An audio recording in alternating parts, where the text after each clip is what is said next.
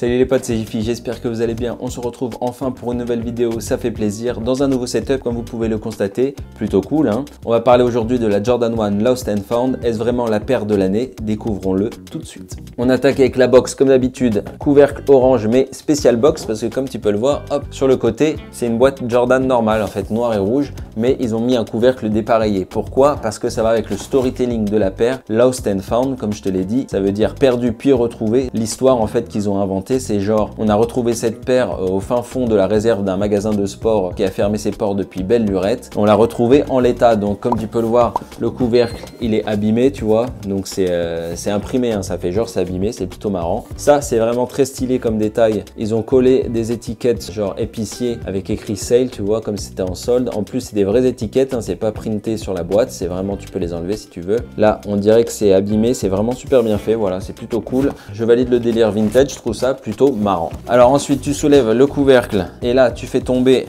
le ticket de caisse. Oui, j'ai bien dit ticket de caisse parce qu'ils ont poussé le délire vintage jusqu'au bout avec ce petit ticket de caisse. On retrouve des détails très cool, donc le nom de la boutique, Sandy Bros Sport Depot, la date de la facture 30 août 1986, prix final parce qu'elle était à 100 $, hein. Franchement c'était une bonne affaire hein. À l'époque, si j'avais su j'en aurais acheté plus. Bon, derrière il est blanc hein, mais la texture est pas mal hein. Ça ressemble vraiment à un reçu, c'est vraiment plutôt bien fait. D'ailleurs à ce sujet, en Chine je crois ils avaient fait un espèce de pop-up pour lancer la paire. Ils avaient recréé ce shop et c'était assez ouf, je te mettrai une image. Le rendu il est incroyable. On continue le storytelling avec un papier de soie avec des extraits de pubs de Jordan. Cool aussi, tu vois, avec des prix, des vêtements, etc. Ils ont vraiment poussé le délire jusqu'au bout et c'est ça qu'on veut, c'est ça qu'on aime. On veut tout le temps ça les amis. Le prix est resté correct pour une Jordan 1, 180 €. Bon, c'est très cher, on est d'accord, hein, mais ils auraient pu gonfler beaucoup plus le prix vu tout ce qu'ils ont fait autour. On soulève et voilà la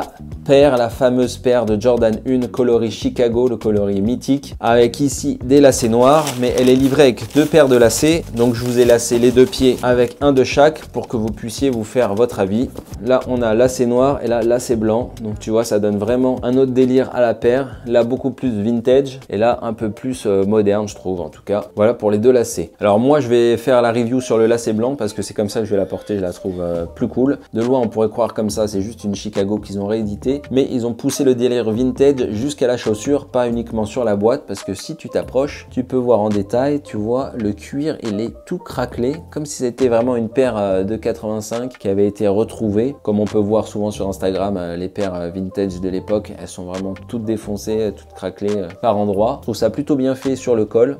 Après sur le upper, tu vas voir, moi je suis un peu mitigé avec des espèces de comme de la peau d'éléphant, tu vois, c'est un peu bizarre le délire. Moi j'aime pas trop. Franchement, j'aime pas trop, je trouve que ça gâche un peu. Sur la toe box, je le trouve encore moins bien fait parce qu'on dirait plus un custom qui a été mal peint. On dirait que la peinture, elle craque en fait. Même sur les vieilles paires qu'on voit sur Insta, je me souviens pas d'avoir vu ce genre de cuir abîmé comme ça. Ça ressemble un peu à la Jordan 1 à ma manière, dans le délire, mais c'est pas foufou, je trouve. Ça gâche un petit peu le plaisir de la paire, en tout cas pour moi. Au niveau de la languette, ça c'est plutôt sympa. Ils ont fait vintage encore, comme si le blanc avait jauni. Le logo Nike avec le gros souffle, la bien balèze à l'ancienne, ça c'est très sympa. À l'arrière, on retrouve la petite étiquette, ça c'est classique, Made in China. Dedans, on retrouve la languette Nike, rien de spécial. Le logo aussi, il y a une petite diff, il est en relief, embossé, un peu plus marqué que sur les paires classiques qu'on a maintenant, hein. La petite patte juste ici. La paire est plutôt sympa au niveau du shape, hein, comme tu peux voir. Même si je trouve ça un peu haut encore ici. Là, je pense que je vais lui donner un petit coup de fer à repasser pour l'aplatir encore plus. Pour voilà, comme ça. Pour faire vraiment la paire plus vintage. De loin, en tout cas, elle est vraiment belle. Hein, je trouve vraiment sympa. Je te remontre avec les lacets noirs. Peut-être qu'il y en a qui préfèrent. Au niveau de la semelle extérieure, là aussi un traitement vintage. Je sais pas si on verra bien la caméra. Mais le rouge, et il y a des traces blanches comme si ça avait vieilli aussi. C'est pas mal. Il l'avait fait sur la AJKO de 2010 que j'ai, ça passe bien. Bon, on s'affiche un peu vu que c'est sur la semelle extérieure, tu vas la porter 3 fois, on le verra plus. Et sur la midsole, on est également sur un traitement jauni qui va avec tout le reste. D'ailleurs, le blanc est un peu blanc cassé, hein, c'est pas blanc. Je te montre comme ça du dessus. Sinon, au niveau de la fabrication, traces de colle et tout, franchement, ça va, c'est plutôt clean. Niveau qualité des matériaux, le cuir rouge, je le trouve pas mal. Le cuir noir vieilli, j'aime bien. Il y a que le blanc là qui fait vraiment plastique en fait. Ça a aucune odeur de cuir d'ailleurs. C'est le seul truc à mon avis, elle va pas très bien vieillir malheureusement, hein. En revanche, il y avait un move qui était vraiment cool de la part de Nike. A priori, il y avait 500 000 exemplaires de cette Jordan 1 Chicago. Malheureusement, la demande était tellement forte que tout le monde ne l'a pas eu. Voilà pour la review, on passe tout de suite au on-fit et on se retrouve juste après.